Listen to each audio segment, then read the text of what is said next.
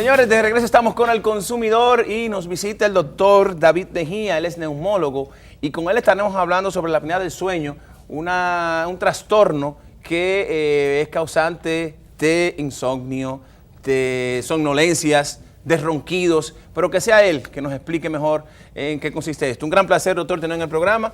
Un placer es para mí. Y qué bueno que podamos tratar este tema que yo sé que a mucha gente le va a gustar porque el tema de los ronquidos, que es una de las alertas, aunque no necesariamente sea sinónimo de apnea del sueño, pero es parte de los síntomas que pueden presentarse. Así es. Buenos días, Pablo. Sí. Gracias por invitarnos a este tan visto programa. Gracias. Fíjate, la apnea del sueño es un síndrome. Se llama síndrome obstructivo de la apnea del sueño. No es más que la obstrucción repetitiva durante el sueño de las vías aéreas. Durante la noche, cuando estamos dormidos, el cuerpo se relaja. Es la etapa donde nosotros nos recuperamos del cansancio. Entonces el tono muscular se va perdiendo un poco porque estamos relajados. Y es el tono muscular que mantiene la vía aérea superior abierta porque no hay esqueleto. Después del último cornete y hasta la tráquea no hay un sostén. Entonces se puede ocluir la vía aérea repetidas veces durante la noche produciendo ronquido, desaturación de oxígeno, paradas respiratorias, que la apnea como tal es un evento y se define como una parada respiratoria de 10 segundos. Eso nosotros lo contamos. Disculpe, eso es que nosotros dejamos de respirar por 10 segundos. Por lo menos por 10 segundos. Por 10 segundos. Pueden haber apneas de hasta un minuto o wow. más. Entonces, en ese tiempo se producen muchos efectos deleterios a la salud. Aumenta la frecuencia cardíaca, produciendo o empeorando la hipertensión arterial, pueden aparecer trastornos del ritmo cardíaco, disritmias, que te pueden producir tanto un infarto como un accidente cerebrovascular, y esto hay que evitarlo, porque produce mayor morbilidad en las enfermedades ya instaladas. Okay. Entonces, los signos de alarma, ¿cuáles son? El ronquido. Cuando la pareja, porque es principalmente en hombres, es más frecuente en el sexo masculino, pero en las mujeres después de la menopausia y si hay sobrepeso, prácticamente el riesgo es igual. Entonces, por eso es que es muy importante uno hacer medicina preventiva, mantener el peso saludable, alimentación sana, etc. Entonces, aparte del ronquido, que tu pareja verifique que tú haces paradas respiratorias. Por ejemplo, este tipo de proceso. El paciente deja de respirar y de repente se despierta con un ronquido intenso. Eso es otro de los síntomas, el cansancio. El nivel, disculpe doctor, el nivel del ronquido, el nivel sí, del ronquido, ¿puede determinar la gravedad? Puede estar relacionado. Puede estar relacionado, o sea, una gente que ronca muy fuerte, otra que ronca... Sí, normalmente el que ronca y ronca muy fuerte tiene más riesgo de apnea, pero nosotros tenemos pacientes que roncan y roncan bastante fuerte y salen negativos para la apnea del sueño. Por eso es importante hacer el diagnóstico. El diagnóstico nosotros lo hacemos con una prueba que se llama polisomnografía. Vas a la clínica del sueño, se te colocan una serie de sensores y durante 2 o 3 horas nosotros grabamos eso y si está positivo para apnea, nosotros de una vez entramos en la terapia CPAP, que es una terapia de presión positiva a través de un aparatito con una máscara que va a mantener a través de un flujo que genera una presión en tus vías aéreas, la vía aérea abierta, impidiendo que esos eventos ocurran. Tenemos ahora que, vamos a presentar, doctor, una encuesta. Salimos a la calle y preguntamos a nuestros conciudadanos qué provoca el apnea del sueño. Así que yo quiero que usted vea lo que piensa el dominicano con respecto al tema. Vamos a verlo.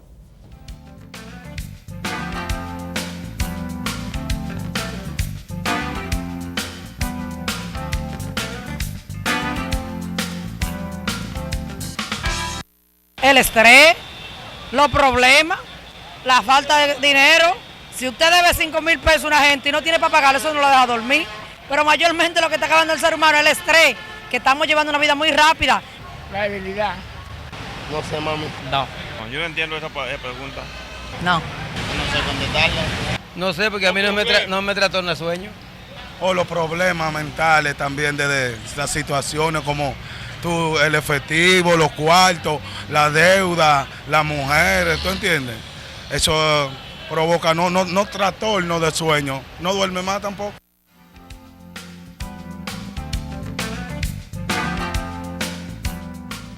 Ahí mismo, doctor, y mucha gente no conocía, pero lo que sí hablaban, lo relacionan con el tema del insomnio, de no poder dormir.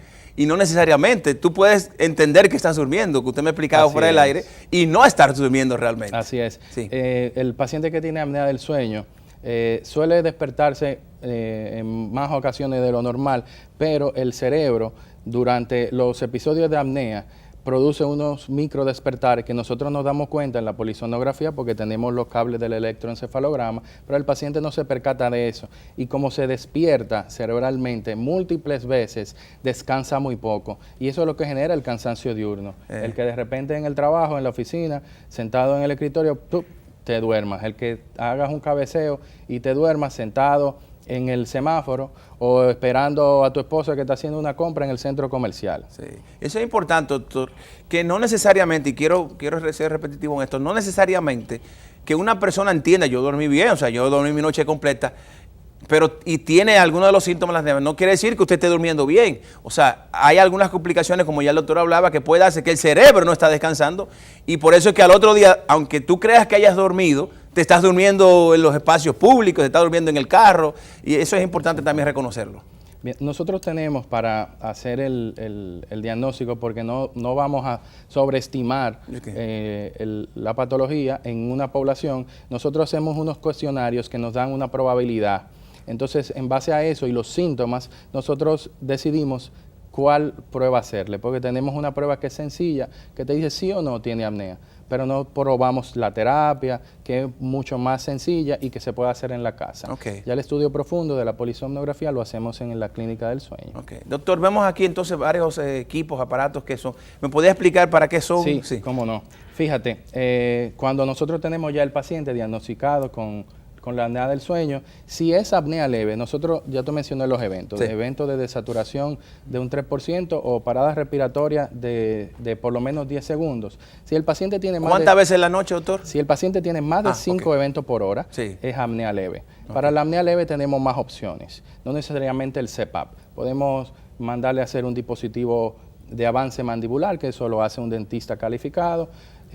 Puede ser también, hay cirugías que la realiza el otorrino de bulopalatoplastia que pueden ayudar a resolver este problema. Ya cuando el trastorno es moderado o severo, la terapia indicada es el CPAP.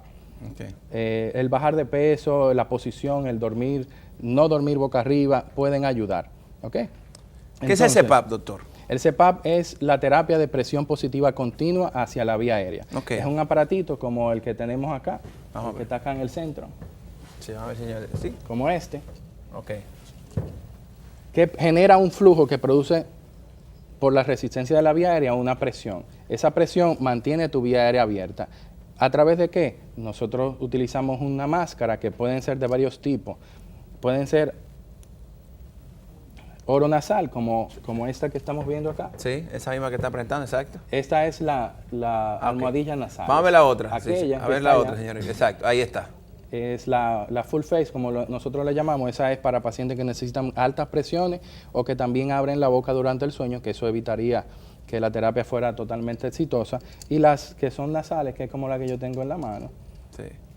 Entonces, a través de esa mascarita se la colocamos al paciente con su aparato en la noche. Claro, luego de haber hecho el diagnóstico apropiado y definir el nivel de terapia que necesita, entonces el paciente simplemente duerme con su aparato y eso le permite evitar estas apneas. El paciente inmediatamente, claro, y posterior a un entrenamiento que nosotros le damos cuando se lleva la máquina, pues evita en un nivel que nosotros esperamos terapéutico reducir estos eventos. ¿En qué tiempo tiene cura? Podemos hablar de cura, que no es una enfermedad, pero obviamente se puede hablar de una remisión de la... Bien, fíjate, hay una relación directa con el sobrepeso, sí, pero hemos tenido pacientes que han llegado a un peso ideal y siguen siendo apnea severa. Entonces ya cuando el paciente cambia sus condiciones, y que puedes optar por una terapia, sí, de la que mencionamos al inicio, sí,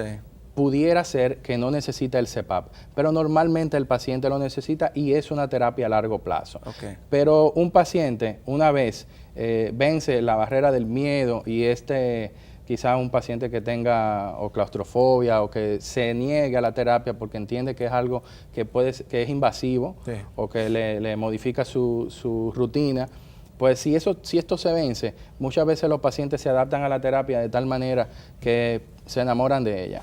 Doctor, tenemos que hacer una pausa. Cuando ¿Cómo no? regresemos entonces, yo quiero que sigamos hablando. Tengo varias preguntas también que nos han hecho en las redes sociales y lo más importante es que la gente entienda esto de la apnea del sueño y también que es una complicación que puede traer situaciones más graves. Eso es importante. O sea que no hay mucha gente que puede decir, no, eso no es nada, es ronquido, pero pudiera ser, como ya el doctor explicaba, causante de problemas cardíacos y problemas también del cerebro. Así que es importante este tema. No se vayan, regresamos ahora.